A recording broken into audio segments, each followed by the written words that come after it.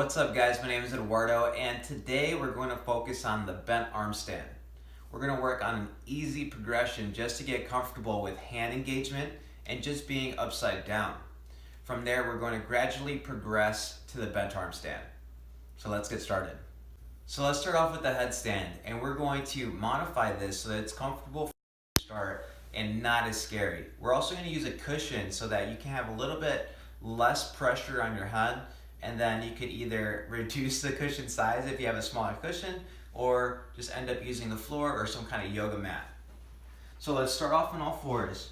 You're going to place your index fingers parallel with each other or slightly turned in, and in the middle of that cushion you're going to place your head. And you're not focusing on your forehead, you're focusing on the top of your head. From here, you're in position. Place your knee on top of your elbow. Grip the floor like you're squeezing the floor. Point your toe and then lift the other foot. I made it look a little bit easy. Try to get underneath and find the sweet spot where you can place your knee on top of your elbow.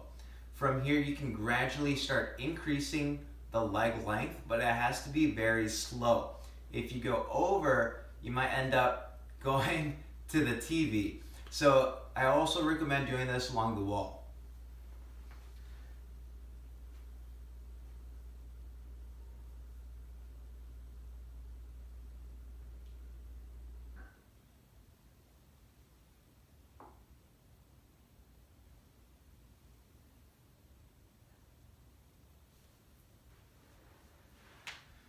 While you're upside down, squeeze your stomach, squeeze your butt, and squeeze the floor.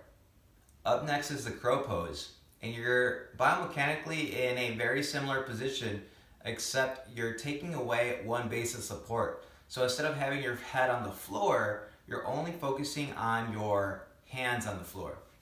We're still going to use a cushion just in case you do fall over, and I'll show you what that looks like.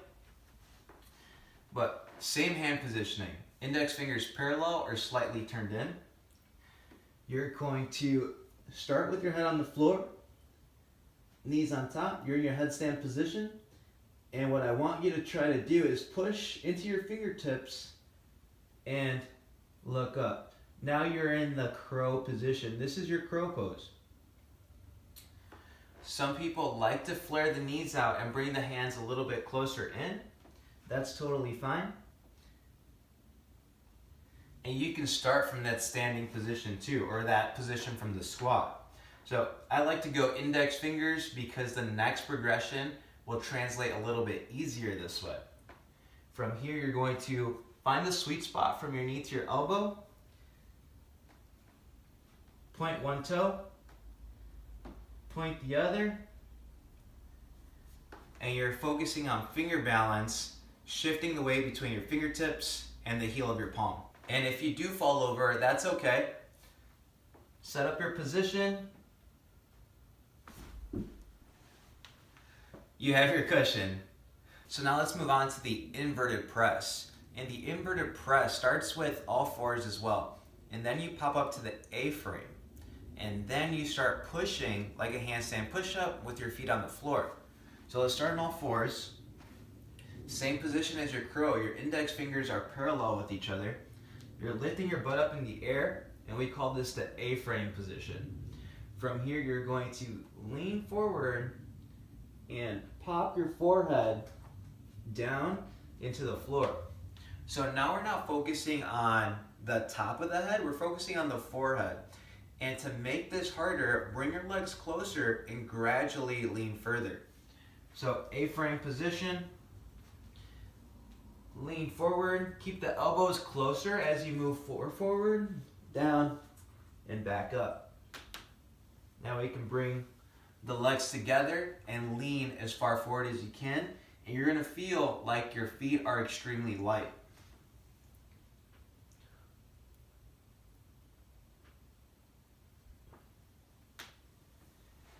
The further the distance is from your fingertips to your head, the harder it'll be, and the closer your feet are to your hands, the harder it'll be too.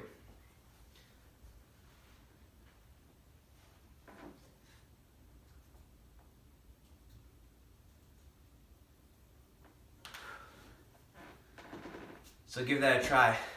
Last and final progression is the bent arm stand. And we're gonna take the inverted press and gradually build that up into the bent arm stand. So we'll set up on all fours. You're going to lift into the A-frame position. You're going to bring your legs together, lean as far forward as you can. And from here, practice just lifting one leg, being extremely light on your feet. You want to have very little weight bearing on your feet. When you get comfortable bringing your legs up, bring both legs up.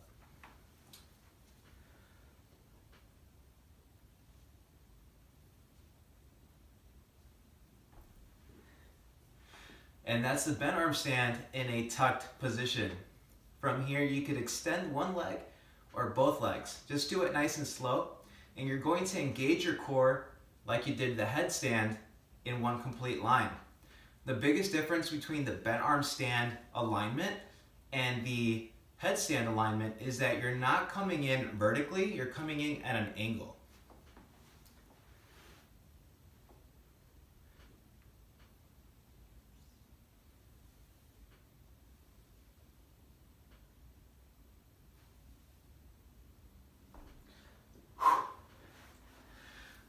So give that a try.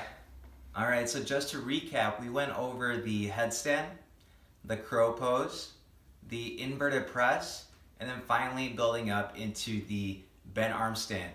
So try out those progressions and let me know if you have any questions. Until next time.